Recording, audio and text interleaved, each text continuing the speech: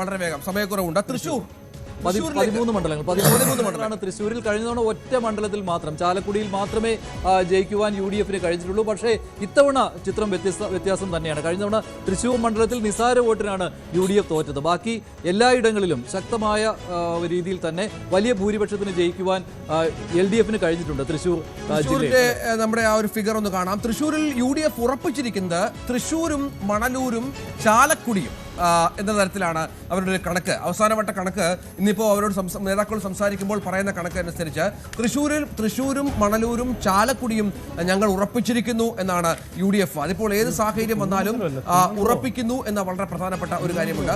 LDF ഉറപ്പിച്ച മണ്ഡലം, അതിൽ കുന്നമംഗലം എന്നുള്ളത് കുന്നംകുളമാണ്. അത് പ്രേക്ഷകരൊന്ന് ക്ഷമിക്കണം, കുന്നംകുളമാണ് ഒന്ന്. LDF ഉറപ്പിച്ച മണ്ഡലം കുന്നംകുളവും ഒല്ലൂരും പുതുക്കാടും ചേലക്കരയും. ഈ 4 മണ്ഡലങ്ങൾ ഏത് തരംഗം വന്നാലും തങ്ങൾക്കൊപ്പം നിൽക്കും എന്ന് LDF ഉറപ്പിക്കുന്നു. മറ്റൊന്ന് BJP പ്രതീക്ഷ അർപ്പിക്കുന്ന പത്മജ വേണുഗോപാൽ മത്സരിക്കുന്ന തൃശ്ശൂരിൽ അവർ ടൈറ്റ് ഫൈറ്റിൽ കുറഞ്ഞ വോട്ടുകൾക്കെങ്കിലും ജയിക്കും എന്ന് BJP കേന്ദ്രങ്ങളും വിശ്വസിക്കുന്നു. കഴിഞ്ഞ തവണത്തേക്കാൾ ചാലക്കുടി മാത്രം കഴിഞ്ഞ തവണ UDFന് കിട്ടിയത്. അതിലെന്തായാലും മാറ്റം വരും.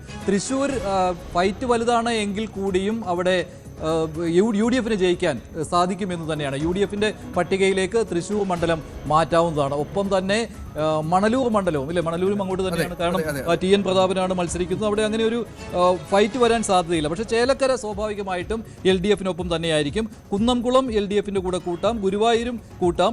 മണലൂർ പക്ഷേ UDFന്റെ പക്ഷത്ത്. വടക്കാഞ്ചേരിയിൽ സേവ്യർ ചിറ്റലപ്പള്ളി LDFന്റെ പക്ഷത്തായിരിക്കും. തൃശ്ശൂരിൽ രാജൻ പല്ലൻ ജയിക്കുവാനാണ് സാധ്യത കൂടുതൽ. നാട്ടിക അവിടെ CC മുകുന്ദന്റെ സാന്നിധ്യമുണ്ട്. അതുകൊണ്ട് തന്നെ സുനിൽ ലാലൂരിനാണ്, UDFനാണ് വിജയസാധ്യത കൂടുതൽ. കയ്പമംഗലം LDF പക്ഷത്തായിരിക്കും. ഇരിങ്ങാലക്കുട തിരിച്ചു പിടിക്കുവാൻ UDFന് കഴിഞ്ഞേക്കും. തോമസ് ഉണ്ണിയാടിന് വിജയസാധ്യതയുണ്ട്. ആർ ബിന്ദു തോൽക്കുവാനുള്ള സാധ്യതയുണ്ട്.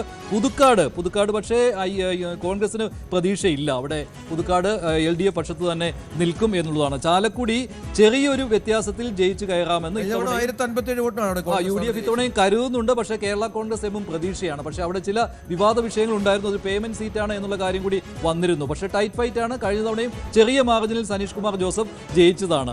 കൊടുങ്ങല്ലൂരിൽ ജനീഷും സുനിലും വലിയ പോരാട്ടത്തിലായിരുന്നു. പക്ഷെ അവിടെ LDFന് മേൽക്കൈയുള്ള ഒരു മണ്ഡലം കൂടിയാണ്. എന്തായാലും എന്നുള്ളതിൽ മാറ്റം വരാം. അത് 4 വരെ ആകാം. കഴിഞ്ഞ തവണ LDF ജയിച്ച ഈ മണ്ഡലങ്ങളിലെല്ലാം നല്ല ഭൂരിപക്ഷത്തിൽ 20,000 വോട്ടിന് മുകളിൽ 39,400 വോട്ടിനൊക്കെയാണ് ചേലക്കര LDFന്റെ ഒരു കോട്ടയാണ്.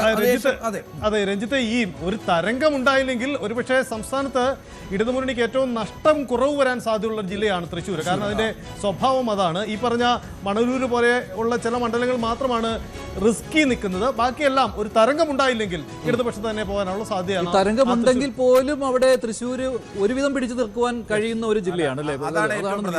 തൃശ്ശൂർ ജില്ലയെ സംബന്ധിച്ച് ഇനിയിപ്പോൾ ഒരു UDF തരംഗം ഉണ്ടായെന്ന് കരുതുക. UDF തരംഗം ഉണ്ടായാലും കേരളത്തിൽ ഏറ്റവും കൂടുതൽ പിടിച്ചു നിൽക്കാൻ കഴിയുന്ന ഒരു ജില്ലയായിരിക്കും തൃശ്ശൂർ ജില്ല. തൃശ്ശൂർ ജില്ലയിലെ ഇടതുമുന്നണിക്ക് കഴിഞ്ഞ തദ്ദേശ തെരഞ്ഞെടുപ്പിലായാലും എല്ലാ ഘട്ടത്തിലും, അതിനു മുമ്പ് ലോക്സഭാ തെരഞ്ഞെടുപ്പിൽ അവിടെ BJP വിജയിച്ചാണെന്ന് ആലോചിക്കണം, അത് വേറൊരു സാഹചര്യമാണ്.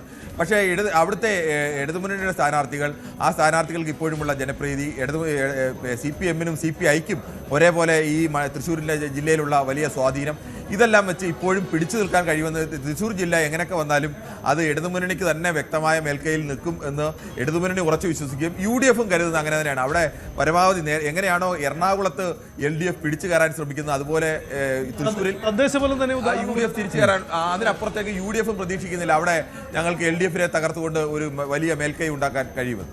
അപ്പൊ അവിടെ തൃശ്ശൂരും മണലൂരും അല്ല ചാലക്കുടി നമുക്ക് ഉറപ്പിക്കാം. അവിടെ ചാലക്കുടി UDFന്, അതുപോലെ തന്നെ തൃശ്ശൂർ UDFന്, മണലൂർ UDFന്, അതുപോലെ നാട്ടിക പരമാവധി 4 സീറ്റുകളിൽ. അതിനപ്പുറത്തേക്ക് അല്ലല്ലോ, ഇതുകൂടെ ഇരിങ്ങാലക്കുട പരമാവധി 5 സീറ്റുകൾ കിട്ടാം.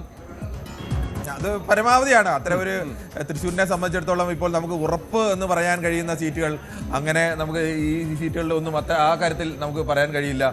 ഉറപ്പായി ചാലക്കുടി ജയിക്കുമെന്ന് നമുക്ക് വേണമെങ്കിൽ ഉറപ്പിക്കാം. അല്ലെങ്കിൽ മറ്റ് സീറ്റുകളിലെല്ലാം സാധ്യത എന്നതിനപ്പുറത്തേക്ക് ജയിക്കും എന്ന് പറയാൻ കഴിയില്ല. കാരണം തെരഞ്ഞെടുപ്പിൽ പോലും LDFനെ പിടിച്ചു നിർത്തിയ ഒരു ജില്ലയാണ്. അത് പ്രധാനമാണ്. കാരണം LDFന് ഏത് സാഹചര്യത്തിലും LDFന് ശക്തമായ സാന്നിധ്യമുള്ള ഒരു പിടി മണ്ഡലങ്ങളുള്ള ഒരു ജില്ല കൂടിയാണ് തൃശ്ശൂർ. അവിടെ വൻ അട്ടിമറി നടക്കണമെങ്കിൽ ഈ പറഞ്ഞ പോലെ സൈത്തും കിരണും പറഞ്ഞ പോലെ വലിയൊരു തരംഗത്തിലേക്ക് പോവുകയും മറ്റും വേണം. പക്ഷെ അതിനുള്ള സാധ്യതകൾ ചെറിയ മണ്ഡലങ്ങളിൽ മാത്രമാണ്. ഇപ്പോൾ ചേലക്കരയിലെ കാര്യം പറഞ്ഞാൽ ഉറച്ച കോട്ടയായിട്ട് നിൽക്കുന്നു.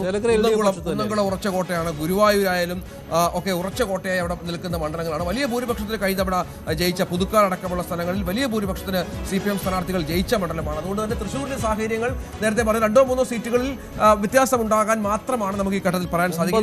9-4 എന്ന രീതിയിൽ പോകാം, അല്ലെങ്കിൽ ഒരു 8-5 എന്നുള്ള രീതിയിൽ. കൂടുതൽ വാർത്തകൾക്ക് news 18 Keralam YouTube channel subscribe ചെയ്യുക.